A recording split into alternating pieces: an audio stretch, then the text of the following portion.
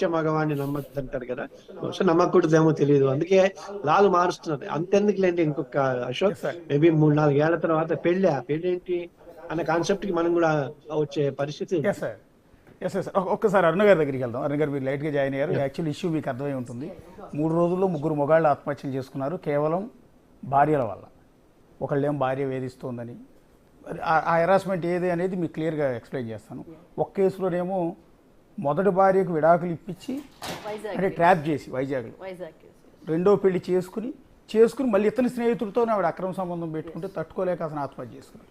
గుంటూరులో రాజేష్ అనే అతను ఇంకో కారణం. సో 3 సెల్ఫీ వీడియోలు రికార్డ్ చేసి చనిపోయారు. ఎలా అంటే సొసైటీలో ఇన్నాళ్ళు ఆడవాళ్ళు మగవాళ్ళ చేతుల్లో వేధింపులు గురవుతున్నారు, చనిపోతున్నారు అనేది రెగ్యులర్గా విన్నాం. ఇప్పుడు ఫస్ట్ టైం ఇది లేచింది మహిళా లోకం అనుకోవచ్చు. ఇప్పుడు ఘంటసాల వారి వాడిని పాట ఉంటుంది, లేచింది మహిళా లోకం అని. అనుకోలేము, కాకపోతే ఒక ట్రాన్సిషన్ పీరియడ్లో ఉన్నామనేది మనం గమనించాలి.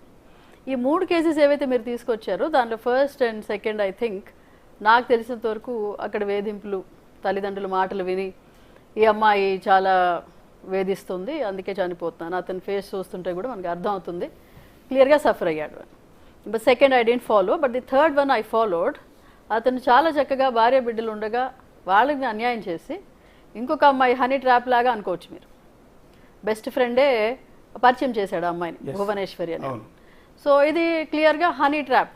ఎక్కడైతే మగవాళ్ళకి ఆడవాళ్ళ వీక్నెస్ ఉందో వీళ్ళు భార్యలనైనా పక్కన పెట్టి ఇంకొక అఫైర్కి ఎగబడతారనే సంగతి ఆడవాళ్ళకి తెలిసినప్పుడు కొంత సెక్షన్ అయినా కానీ ఈ 498 ఏలు పెట్టడం కానీ ఇవన్నీ కూడా చట్టాల ఉద్దేశాలు చాలా మంచివి.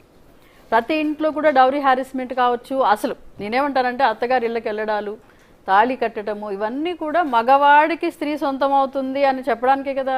రివర్స్లో మగవాడికి తాళి కట్టట్లేదు కదా. మగవాడు మేమైతే పెళ్ళైన తనాన్ని మీద మోసుకుంటూ తిరుగుతాం, అబ్బాయి మోసుకుంటూ తిరగడుగా అసలు. కాబట్టి ఆఫీస్లో కథ చెప్తాడు, ఇంకొక చోట ఇంకో కథ చెప్తాడు, పెళ్ళి అవ్వలేదంటాడు, నా భార్య వేధిస్తుంది అంటాడు, నన్ను బాగా చూడడు అంటాడు, ఎన్ని కథలన్నా చెప్తాడు, పటాయిస్తాడు. మనం ఇక్కడ క్లియర్గా చూడాల్సిందంటే మగవాళ్ళ సైకలాజికల్ అది వీళ్ళని ఫిజికల్గా దగ్గర తీసే వరకు ఉంటుంది. ఆడవాళ్ళు ఇప్పుడు శేఖర్ భాషా గారిని చూస్తుంటే కూడా నాకు లావణ్య గారి విషయం గుర్తొస్తుంది. ఎందుకని మీరు అన్నట్టుగా ఇందాక వాళ్ళు ఎందుకు తర్వాత మొదటేమో వీళ్ళు వెంటబడతారు, తర్వాత వాళ్ళతోటి లివ్ ఇన్ రిలేషన్షిప్ కావచ్చు, అఫైర్ కావచ్చు, ఇంకొకటి కావచ్చు, తర్వాత వాళ్ళు ఎందుకు వెంటబడతారంటే స్త్రీకి ఇంకా కూడా ఒకరితో తిరిగింది అని అంటే ఆమెకేమి గౌరవం లేదు. మనం మగవాడిని ఎన్ని అఫైర్లు ఉన్నా కానీ పిల్లల్ని బాగా చూసుకుంటున్నాడా లేదా అనే దగ్గరికి వచ్చేసరికి ఇంటి పక్కింటి ఆవిడ కూడా ఇట్లా తిరుగుతున్నాడు అన్నదు. ఎక్కడ తిరిగితే ఏమైంది, ఇంటికి వచ్చి పిల్లల్ని చూసుకుంటున్నాడు.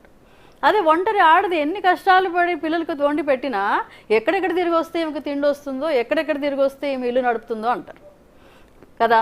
ఎవరెవరితో అంటే బయట ఈ అఫైర్ బయటకు ఎప్పుడైతే వచ్చి ఒక రచ్చ అవుతుందో ఆమెకి ఓహో తిరుగుబోద్దా, ఇంకా పెళ్ళి తప్పించి లివ్ ఇన్ రిలేషన్షిప్కి ఇంకా గౌరవం లేదండి. లివ్ ఇన్లోకి వెళ్తుందంటే దీనికి ఒళ్ళు బలిసి వెళ్తుంది అని అంటున్నారు. కానీ ఈ లివ్ ఇన్లో నిజంగా ఆడపిల్లలకి ఏమి రక్షణ లేదు, సొసైటల్ సానుభూతి కూడా లేదు.